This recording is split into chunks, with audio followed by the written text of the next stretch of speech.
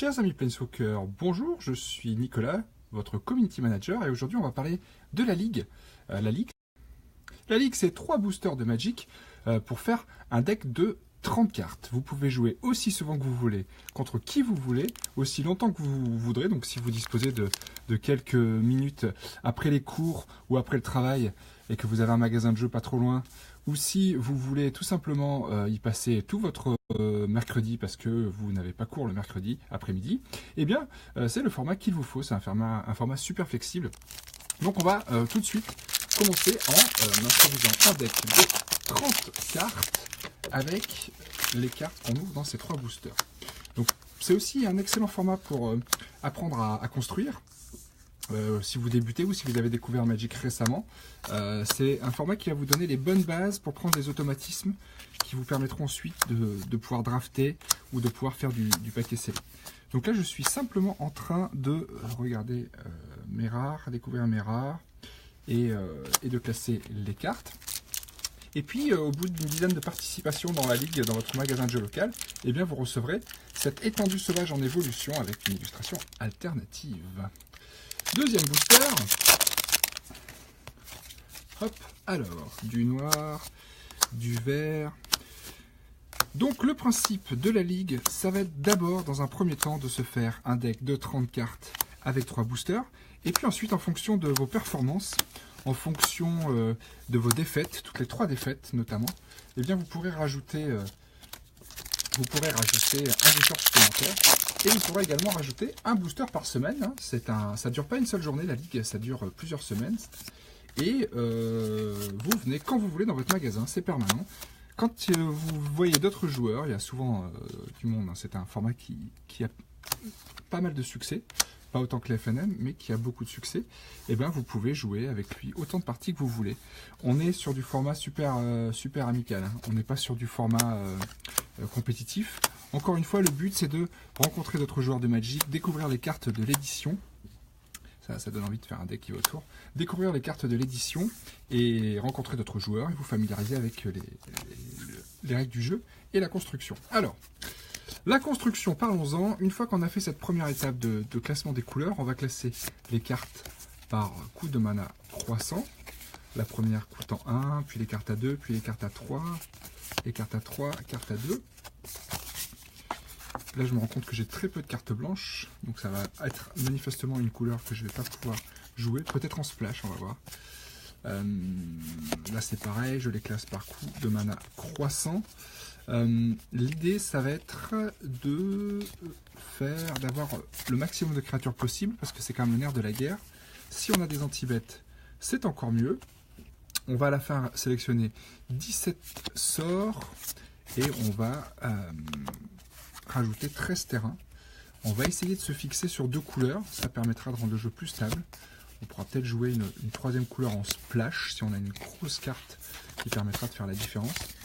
Donc ça c'est la première étape de classement, et une fois que cette étape est effectuée, on va mettre les créatures en haut et les sorts en bas.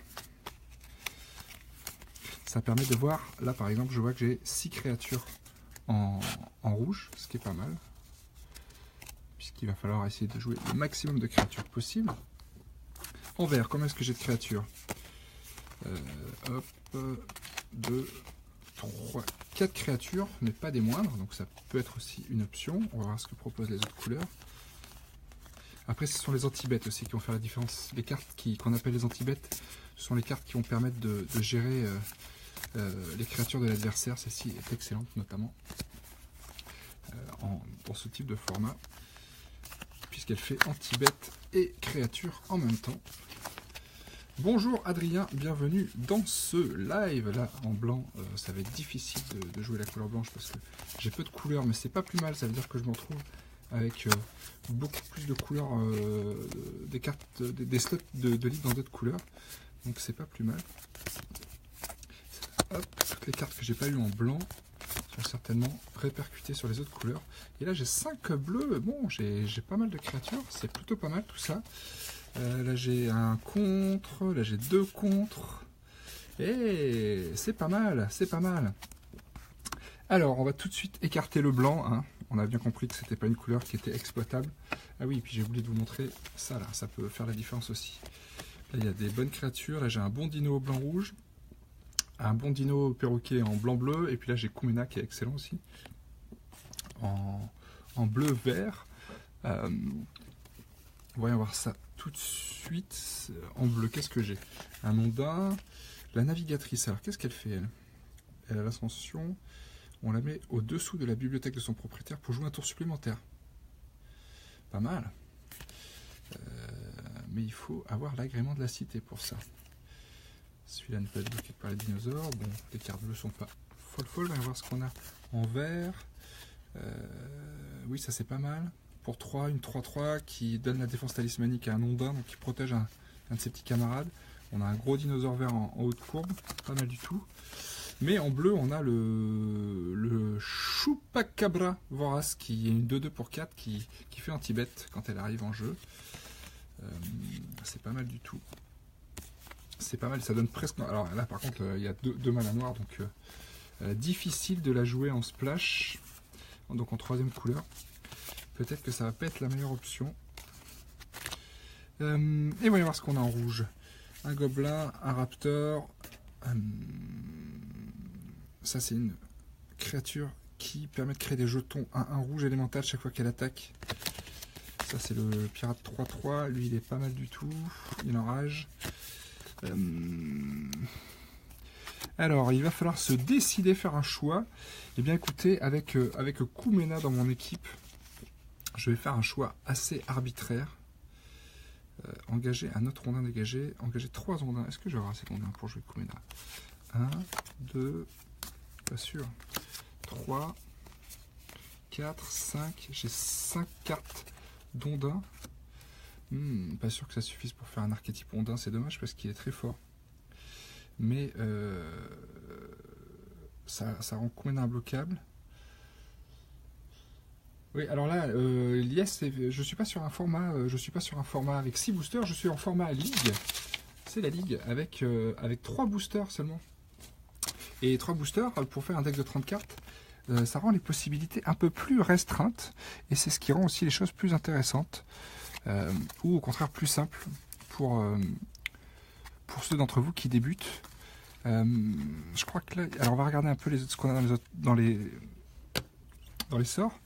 Ça c'est pas mal, ça peut voler des parties. Ça peut faire une mutinerie, c'est un anti-bet de mauvaise qualité, mais ça reste quand même un anti-bet. Ça c'est pas mal aussi, ça peut libérer une carte d'un enchantement. Ça c'est une sorte d'anti-bet. Ah mais ça c'est un pirate. J'avais pas vu qu'il était là lui. Et là on a carrément 2 contres. On a carrément 2 contres ici. J'ai l'impression quand même que mon vert noir est pas mal. Donc je vais partir sur du vert noir. Pourquoi ai-je choisi vert noir? Eh bien parce que j'y ai 1, 2, 3, 4, 5, 6, 7... je dis n'importe quoi. Bleu noir, excusez-moi, j'étais parti sur du vert. Je ne suis pourtant pas daltonien. Donc je suis parti sur du bleu noir. Bleu noir, pourquoi? Parce que là j'ai une carte qui va faire office d'anti-bet sur les créatures pas très fortes. Là ça me permet de renvoyer une carte de ma main. Là on a des créatures qui sont pas exceptionnelles mais qui sont pas mal, notamment celle-ci qui est très très bonne. Là on a un ondin bloquable, là on a celle-ci qui pourra faire la différence en fin de partie. Ça manque de créatures en haut de courbe, mais celle-ci est pas mal en haut de courbe. Ça peut gérer les petites créatures. Là j'ai 2 contres et là j'ai un piocheur. Tout ça m'a l'air pas mal du tout. 1, 2, 3, 4, 5, 6, 7, 8, 9, 10, 11, 12, 13, 14, 15, 16. L'idéal, c'est d'avoir 17 cartes pour bien débuter. On peut rajouter tout simplement celle-ci pour faire la 17e carte. On a également une étendue sauvage en évolution qui va nous permettre d'épurer le deck. C'est pas un format qui est ultra agressif et ultra rapide, donc on peut espérer se développer. Et là, l'idée, ça va être de faire la différence. Donc là, je vais tout simplement rajouter les terrains. Les terrains seront fournis par l'organisateur dans le cadre de votre ligue. Alors non Thomas, j'ai pas choisi bleu-noir parce que ce sont les meilleures couleurs. J'essaie de jouer toutes les couleurs à Magic. Mais oui, en effet, je sais que ce sont des couleurs que vous avez dans le cœur pour la plupart d'entre vous. Si vous ne connaissez pas les couleurs à Magic. Le noir, c'est la magie de la mort. Le bleu, c'est la magie du contrôle mental. Le vert, la magie de la nature et des grosses créatures. Le blanc, la magie de la justice et de la loyauté des soldats. Et le rouge, c'est la magie de l'émotion, du feu. Alors, voyons voir ça. Dernière étape. Là, je vais classer mes cartes par couleur pour voir combien je dois rajouter de terrain.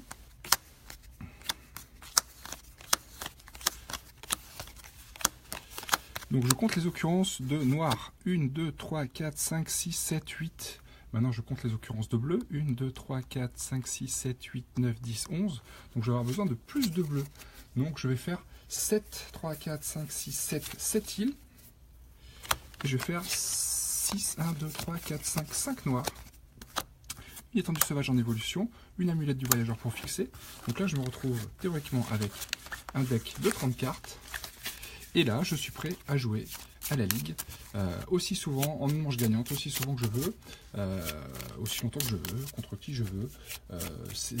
Certains magasins vont tenir un compte des victoires et des défaites, mais c'est pas le plus important. Le plus important, c'est de découvrir l'édition, de rencontrer d'autres joueurs, d'apprendre les bases de la construction de deck. C'est ça qui nous intéresse dans la ligue. Et puis c'est un format amusant, c'est vrai qu'on peut jouer parfois, faire un draft en une demi-heure, 1 heure, c'est pas toujours possible. Ça prend plutôt 3 bonnes heures pour faire un draft.